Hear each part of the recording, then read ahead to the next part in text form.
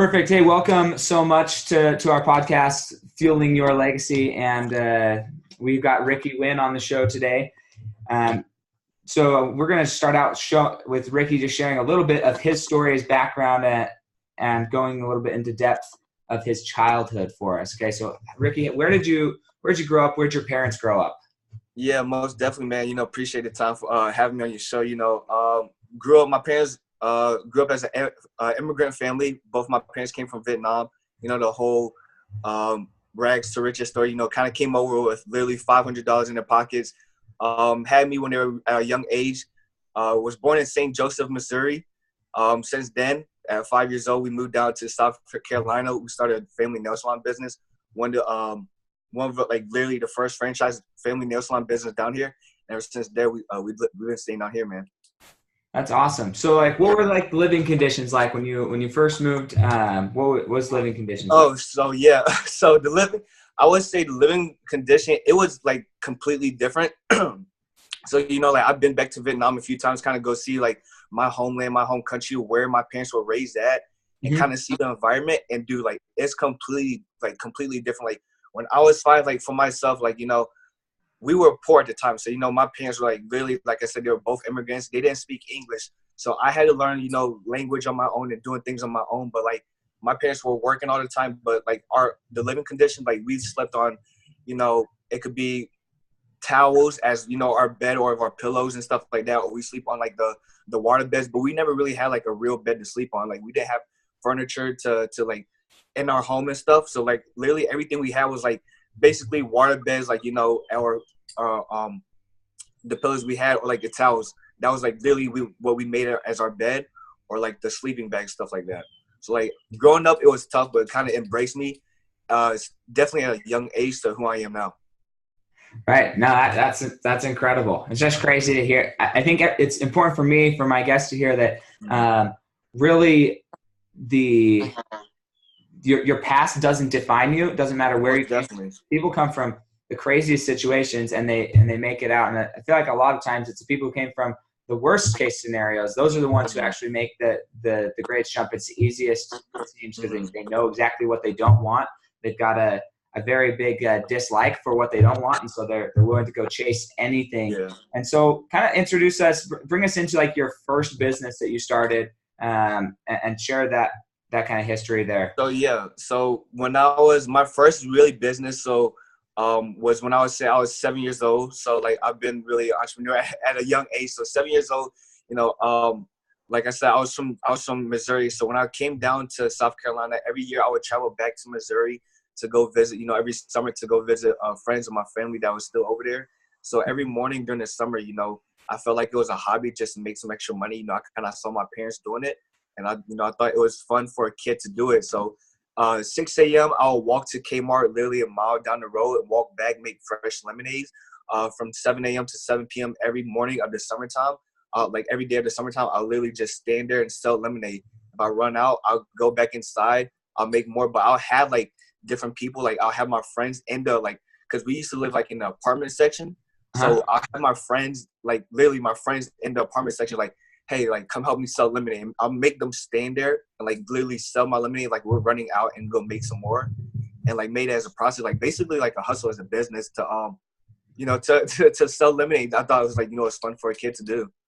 Right. No, it's interesting. We all start and we all do different little things. I tried a lemonade stand when I was younger, but I also we had an old lawnmower, didn't even have a bag. There was the grass would shoot right out the back of it.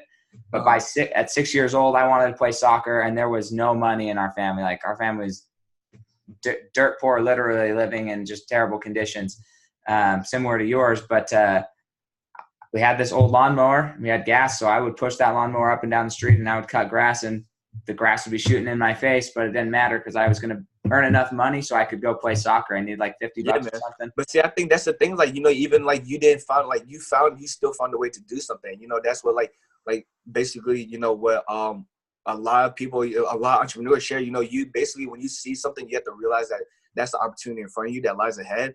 And if you can make something happen, make extra money, then go do it. Like even if it's not for the money purpose, like for myself, I wanted to, like, for me, like flipping stuff on eBay or like selling lemonade as a young person, like selling shoes, like everything was just a hobby. It was fun. Like I just thought it was a game, like to learn something, you know, like that's just the process, man. If you're not in it to learn, then, you know, it's going to be difficult. Yeah, no, exactly. And that's definitely something we have to always be thinking about is Yeah, what is that process and how are we, most definitely. what are we to learn from every different thing that we're doing. Hmm. And so something we want to talk about as well is kind of how would you say, like, what would you say your greatest success is? And then also with that, maybe share your greatest obstacle that you've faced.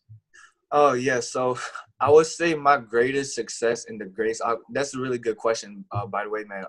You know, I think my greatest success and my greatest obstacle would be like my greatest success would be, you know, starting my LLC sneaker businesses and starting my podcast. So I want to go more in depth about it. So when I was 16 years old, you know, I kind of got caught into really 15, 16. So like I kind of got caught into the flipping the sneakers, reselling sneakers game on eBay. But there's also a place called SneakerCon. So, you know, SneakerCon is like a one time a month event where they travel to a new city. They have vendors where you could buy, sell, and trade shoes.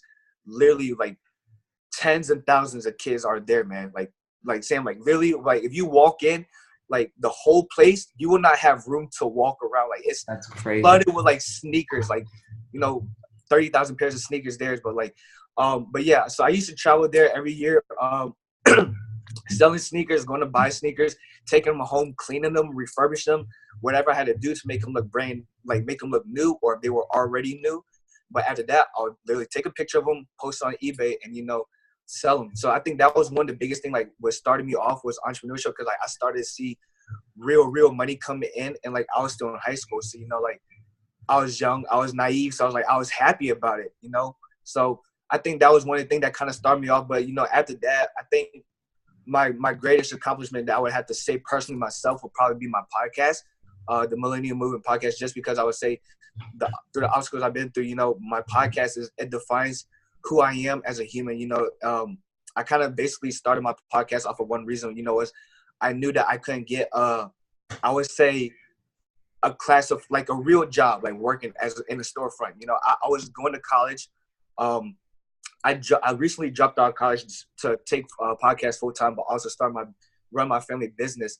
But yeah, I started my podcast just because like I knew I couldn't go work for a storefront. It's because I have a disability, and my disability is for Tourette's. And for audience that doesn't know what Tourette's is like a motor tick in your body where if you ever seen someone that twitches in public but they can't control, that's not because they're on crack or anything, or they're doing drugs. But like sometimes that's a real disability. And for myself, that's just something I was born with, and I had it 10 years prior.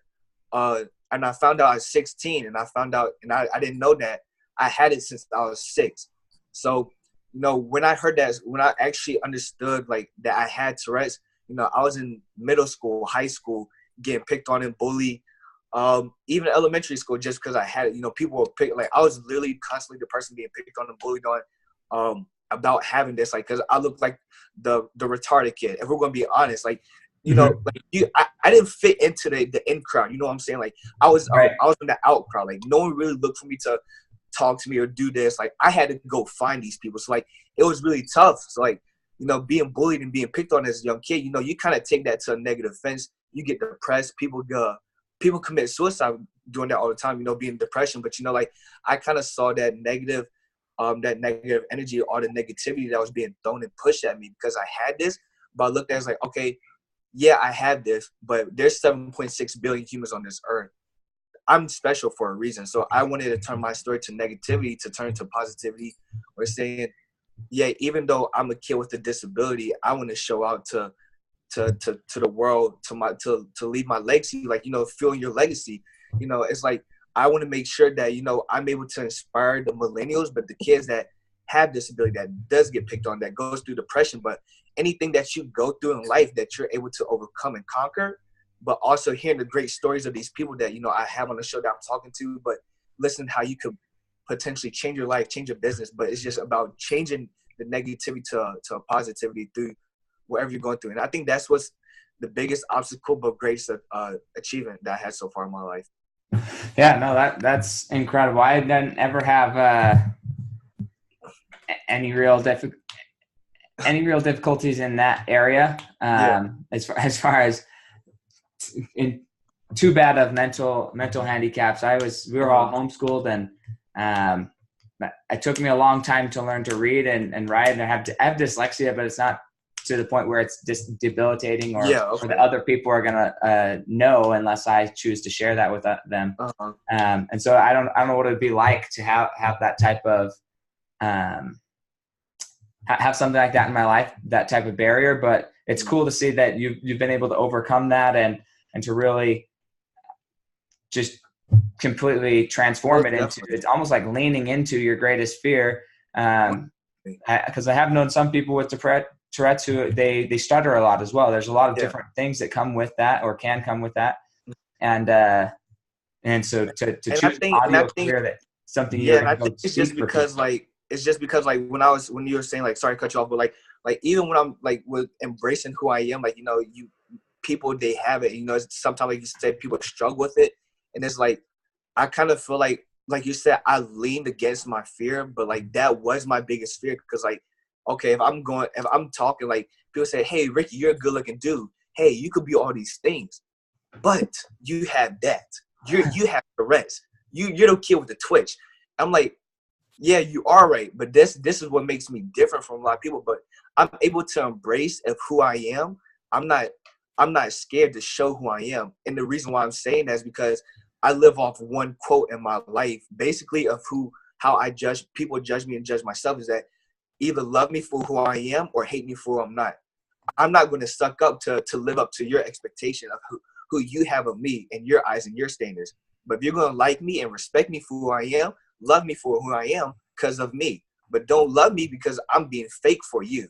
That's a no in my life. Like, that's like completely, like, you know, the downgrade. Amen. I think that a lot more people need to learn that. I had to learn that as well, and move that into my life, saying, look, I'm going to be me, and some people are going to hate that, you know, and that's okay. In my career, it happens a lot where I meet with people, and I know my personality is not for everybody. One thing about finance is, like, you got to be able to tell somebody some hard news about money. You got to be able to communicate that.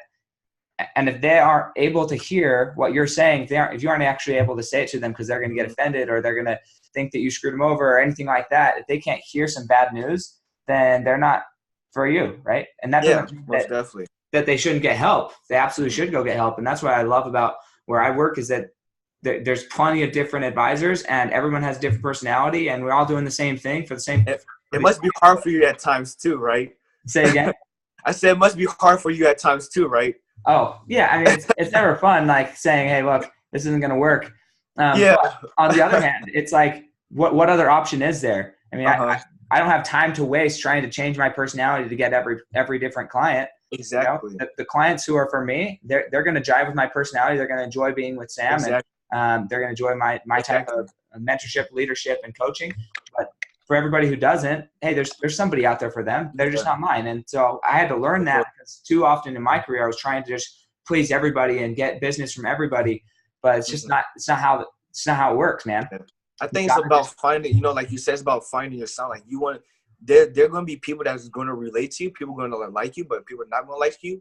But it's like who relates to your sound and who relates to you that are going to click with you, and that, you know, you're going to draw their attention to them. So yeah, exactly.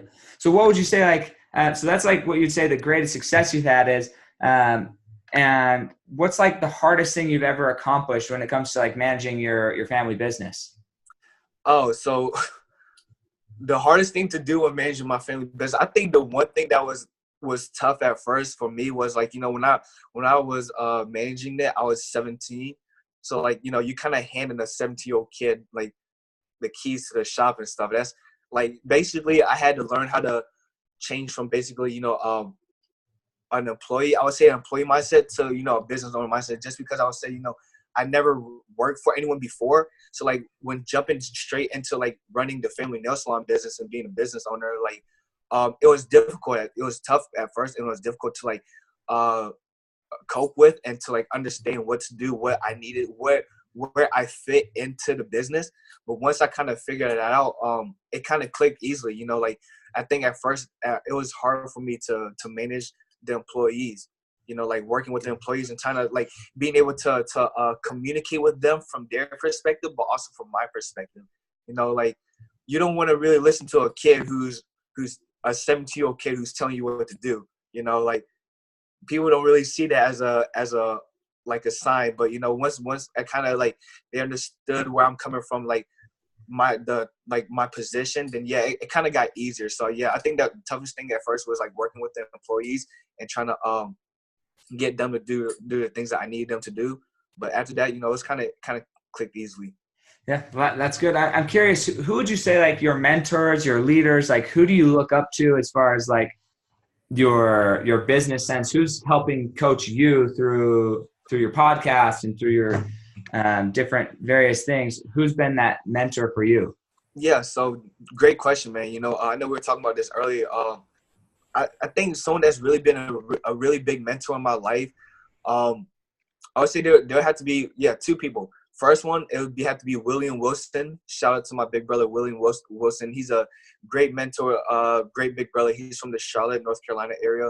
But you know, anytime I have something to talk to him about, like branch off an idea or something that I need to get off my chest when just communicating with him, you know, whether it's daytime or night, he's able to be there and I'm able to talk with him. So yeah, he's been able to someone that I've been able to look up to with my podcast. Who's been able to encourage me and motivate me, but also give me new ideas, you know, to do different things. But also he's the one that's telling me to pay your dues, stay focused, and that's keeping me basically like a coach. He's basically the one that's telling me like, you know, stay focused. You're at a young age that you're able to accomplish these things when you go into the future. So one would be William Wilson. The next man would probably be like, if it's someone in my family, it would have to be my dad, or I would really say to realistically Gary Vaynerchuk. One or two reasons like my dad is because my dad's someone that's a self-made entrepreneur, self-made millionaire, where, you know, he kind of came from nothing. You know, that's a mentor that I kind of look into my life where I wanted to idol and be like my dad growing up. You know, like he kind of parent, like, you know, we're both parented in different ways, but you know, my parents taught me in a way, you know, to grow up, work for yourself, and to always make money. You know, that's what's going to come first. So when I kind of understood that and saw that from my dad, like I wanted to be like my dad in a way. But you know, also like I said, Gary Vaynerchuk is also a great motivator. So I would have to say those people would probably be at the top of my list for mentorship, because they always have something great to say, to whether it's directly to me or through the laptop. There's always some piece of advice or some type of, you know, something to learn from them. Right. How important would you say it is to not just have somebody that you're kind of following from a distance, but actually talk to somebody and have a mentor hold you accountable? Okay, so yeah, basically for William, I'll put it back to him because all right, it's really important to have a mentorship or coach really close to you, or like that you know that you could talk to on a regular basis. Just because like one, for yourself, you know, people, we say, oh, we're going to do all these great things. We could accomplish all these great things. But sometimes, you know, after listening to, you know, I don't know if you ever been to like a convention or something, but, you know, like, have you ever been to like a networking event and people, they talk about the motivation, all this rah, rah. And then after they leave, they get motivated for like an hour to like a day or two later. And then they lose the motivation. Like, you know, like, so it's the same way like that. Like, I feel like having a mentor, a coach, like right there where you could talk to consistently daily, where, you know, whether it's through text, through call, or you could just drive up and meet them, like being there where you could talk to them, they're able to motivate and push you, but also give you tips to help you along the line, you know, where they're really close to you. That to me, that's something really important. That's something that's really helped me a lot. And that I'm grateful that, you know, a lot of people, you know, guests that I've talked to, but meeting him as well. He was actually one of my first guests on the show. So, you know, being able to meet him and talk to him, but grow a friendship, and him being my mentor is really great, because now I'm able to talk to him about anything that really comes to my mind. He's able to, he tells me straight up, and that's something you want in your life. If someone is not straight up with you as a coach or mentor, they're not there to help you. They need you. You want them to be straight up with you, so that you could literally take that information and what they said and literally process it in your subconscious mind and take that and go work. Like that's literally what I did. Yeah, no, exactly. So this is something that I struggled with for a long time, because I've really given myself to a lot of personal development. I try and read a book a week, just like constantly learning new things. But then, and I don't know if you had the same experience, but I found myself often that I would go to these conferences, I'd go to different things, and even talking to a lot of my mentors, because I already know the information, then I'm like, I know that, and I don't do it. But then the power of having a mentor or a coach is that there's that accountability factor. There's the look, you better get this done. It's not that I don't know what I need to do. It's whether or not I have somebody there following up and helping me and kind of shedding a new light specifically from a third party's eyes, even though I know the information, teaching me specifically how, from a third party's point of view, how that applies and how I need to apply it. Most definitely. I like what you said, like it's also good because they're also there to help you hold you accountable to do things. One thing that I love about having a mentor or like a coach or like someone's like, one thing about me is like I don't need someone to hold me accountable to do my things. Like if I know I have to do it, I'm able to do it. Like if you told me once to do it, the next time you don't have to tell me to do it again or see me to do it again. Like I'm on it already. Like I'm consistently going until it's finished. But being someone that's accountable, but still being there to someone push you, that's what I love about, having a mentor. Mm-hmm. Yeah, no, and I liked what you said as well, as far as like finding somebody who's going to be true and direct and like real blunt with you. For me, I'm a very direct person. I hate it when somebody's just kind of passively aggressively or bouncing around, around the bush, man. It's just like, no, just tell me exactly what. That's like the worst thing for me, dude. Like I'm sorry, but like for myself, like I don't like when people beat around the bush. Like I'm the straightforward person. So like if you want to tell me something, like tell me directly. Like tell me like, all right, do this, do that, do that. And I'm like, okay, I got you, and that's it. That's the end of the conversation. But don't beat around the bush like, and do this, and you might have to do that, and like. I don't like none of that. Like, I just like you being straightforward where, like, I could take your honesty and I could literally process that. And that's all. Like, Yeah, no, exactly. No, that's cool. So, I mean, obviously you've been an entrepreneur for a very long time, but what would you say, like, your new passion, especially with this podcast, what's the mission? What's the vision? Why are you doing what you're doing right now?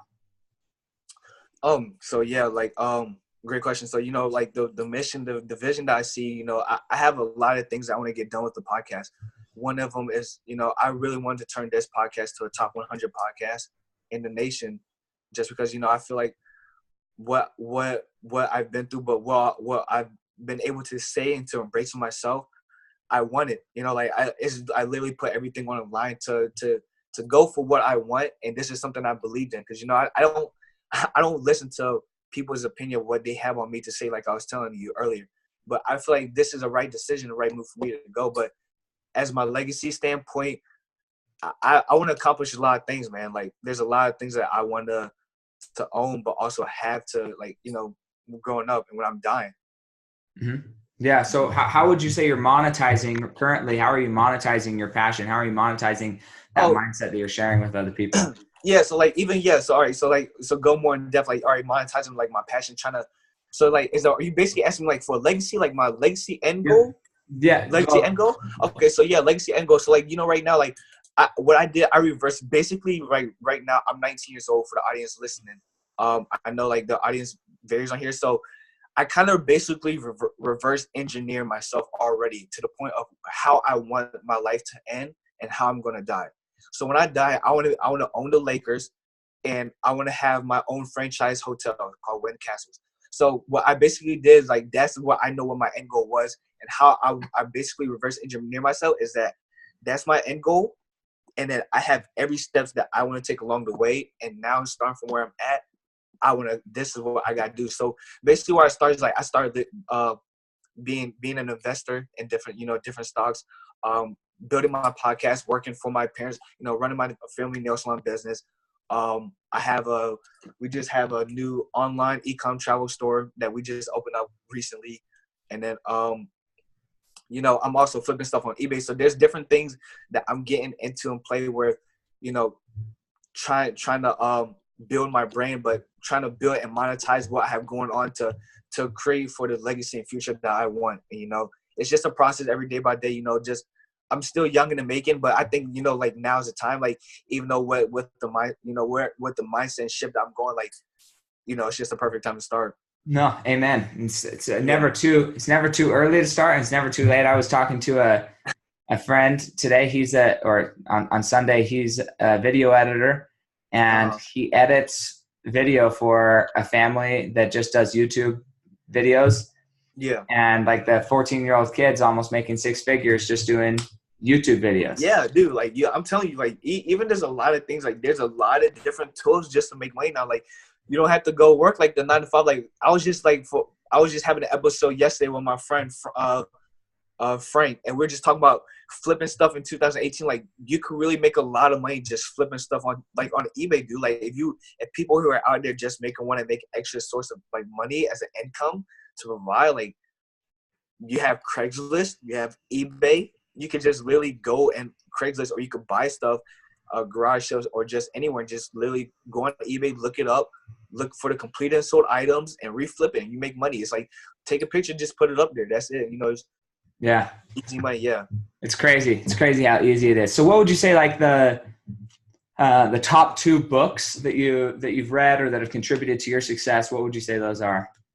My top 2 books that I've read that's contributed to what I've done would have to be Think and Grow Rich by Napoleon Hill, and then The 12 Pillars of Success by Jim Rohn.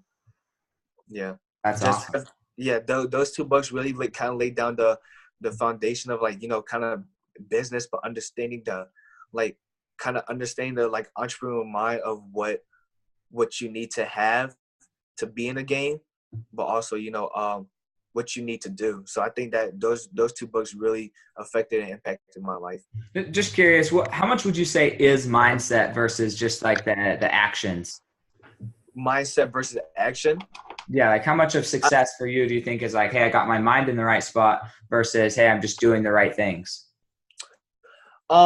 Yeah, so I think they kind of go head on. I think they kind of go head on head. You have to kind of relate it in terms, because like if you look at it, it's like, all right, I'm doing this for the right thing, but I'm also I have the right mindset. But the question is, are you doing the right thing because you have the mindset you want to do it, or what? Like, why do you have the mindset to accomplish these things? So like for myself, like I have a mindset to accomplish great things. Like, but I know that what I'm doing right now is the right thing for myself. So that's why I'm being motivated to accomplish these things. So it kind of goes on head of what you want to achieve. Like, I can't really tell for everyone that's out there, but like mindset and just by itself is really important. Just because if you don't have the mindset to succeed, you don't have the mindset to do or try new things, then you're going to fail. You're going to lose. Just because the risk takers are the one that's going to win. You don't win by sitting on your butt or complaining, but having a mindset to look for new opportunities. That's why I call it, like, you always have to be in a phase of looking for new opportunities. Like, what can I be doing today to make more money? What can I be doing today to do this? You always want to be in a consistent mode. Like, for myself, that's what I'm in. Like, I'm always hungry. Like, I do, like, literally, Sam, I'm telling you, I get stressed to my freaking brain, and like I cannot, like, if there's something that I don't have doing, like, right now, I would literally get stressed. Like, all right, what can I be doing right now to flip, to do something, to feel like I'm doing income productive activities? So it's a mindset that I've had that I'm going to have, and I always will have. But like you said, like you have to have a mindset. Mindset by itself is really important just to be able to achieve what you want to do. But if you have the mindset to do the right thing, you could go a lot further along the way. Yeah, exactly. I think for me, what I've seen in people is that if they don't actually believe that what they're doing can actually produce income, if they don't actually believe that changing their activity is actually going to increase their productivity or their income, then they just won't do it. They'll just sit there. And so I think, like, just like you said, you have to have the mindset of success. You have to believe that there can be success before you're actually going to get off your butt and actually go do anything. Mm-hmm. But it gives you that extra motivation. So even if you are doing something, one of my mentors, Ed Milet, he says, look, check in with yourself every hour or so, every 10 minutes, whatever it is, check in with yourself and say, hey, am I accomplishing what I'm trying to get to? Am I accomplishing my goals? If not, then change your activity. Don't sit there and just do the same thing because that's what's on the schedule. If it's not productive, if it's not working for you, then switch your activities. Go do something that's more effective and going to get you closer to your goal now, not just like waiting until the next time to check in. Check in as soon as you recognize that you're not doing something productive. Freaking change it. Yeah, and I think for a lot of people, like they like, I don't want to say bad, to talk on what people do, but like I think like like you said, a lot of people they think they're going to be putting in the work, but also like, how much time are you really working? Like, are you really putting into that time of working? Like, like there's quality work, there's like quality work hours, and like how much time you work. You want like the quality. Like, yeah, if I'm working 18 hours a day, how many people are actually working 18 hours a day going full hard? Like, are they spending 18 quality full hours a day? Like, so I think it's basically keeping that persistent, keeping that mindset. Like you said, checking in on yourself, making sure that you're achieving what you need to be doing, so that you could have that quality work hour to keep that focus, to keep going. Because when you have it, that's just momentum, energy that's keep being pushed off and built. And like, I don't know about you, but I feel like excited. Like every hour there's something new going on. There's like a new rush of energy through me, man. Yeah, absolutely. So what would you say is holding you back from reaching your next level of success then? Great question. What's holding me back from reaching success? I think I really think what's really holding me back would probably be myself. I really don't see there's nothing like as a boundary that's what set me to the next step, but except for myself of trying to continue to move forward, keep pushing forward, and keep being persistent. Every day is a working day. Being embraced, having trust is something new to embrace. And, like, I'm just, I've embraced it for a while, but, like, it's still working day. People are still going to get, take time to get used to, but, I think that's really going to be what's it for me, man. Yeah, that's awesome. Yeah. So final question here before we, I guess I'm curious, where do our guests find you? Where do you hang out the most? Are you on Instagram, Twitter, YouTube? Yeah. So you can if you want to follow me, you can follow me on Instagram, and Snapchat, Facebook. Instagram at Ricky Nguyen. Mindset is RICKYNGUYEN, and then mindset. And then on Snapchat, you can find me at Mr._Talented5. Those are my two platforms. I'm there the most. Kind of show the behind the scenes of what I'll be doing. On Snapchat, showing the behind the scenes of what I do throughout the day and stuff, where I'm going, and like family stuff like that. And, Instagram, you can find out what I'm doing with the podcast and everything, man, what I have going on with the businesses. Awesome.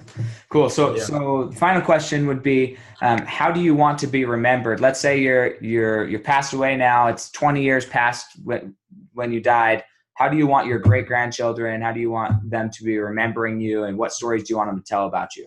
Yeah. So I want to be remembered as basically what I've been saying this whole show is basically the kid with the disability who's been able to accomplish great things. And I think that's going to be my greatest success story until the day I die, because, that's what, with all of us being a human being, all of us having a soul in our body, you could be hit, people could be stabbed, people could be shot, people could have cancer, people could have all of this. But, like, I'm that one person where I could say, this is what I have, and I could own up to it. But I don't think all these great people that have been in, like, I would say monumental, or these great American idols in this world, they had Tourette's.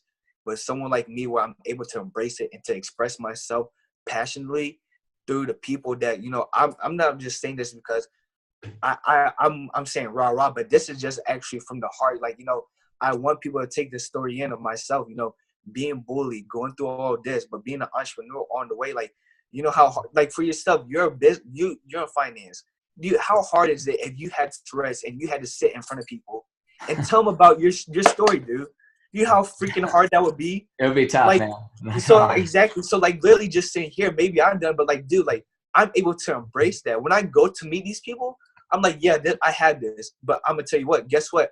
I don't care what you think at the same time, because I've embraced who I am. I know that. So like, when I die, like you said, like, leaving a legacy, I want to be able to be remembered. Yeah, I want to be able the boy with Tourette's, being able to leave a legacy, create tremendous wealth, building great businesses.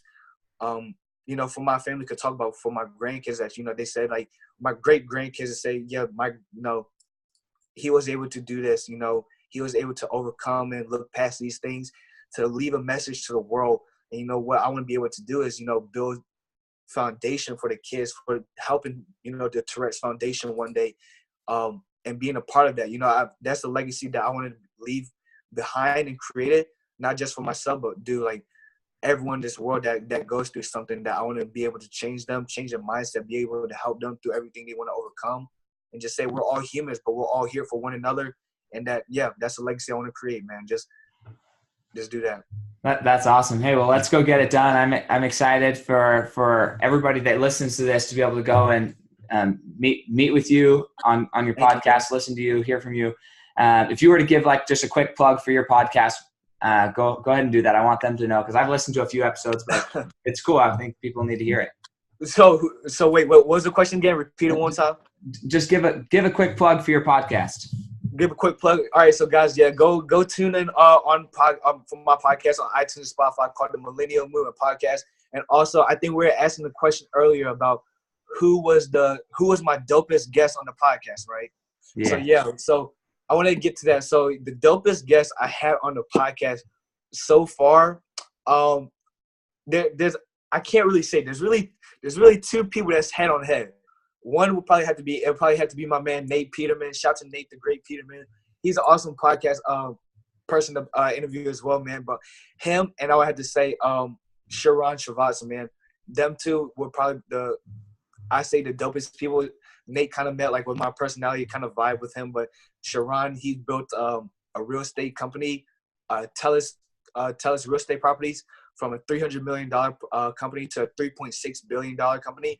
So, you know, having them two, it was so dope, man. They were like really a guest. Both really humble. So yeah. That's cool. Make sure you guys tune in to my podcast on iTunes and Spotify. It's called the Millennial Movement Podcast. Yeah, no, definitely. And we're gonna stay connected for sure. And maybe we'll be business partners one day, you know, just got to work together. That's awesome. Most definitely, thank you so much, Ricky, and we will clock off here.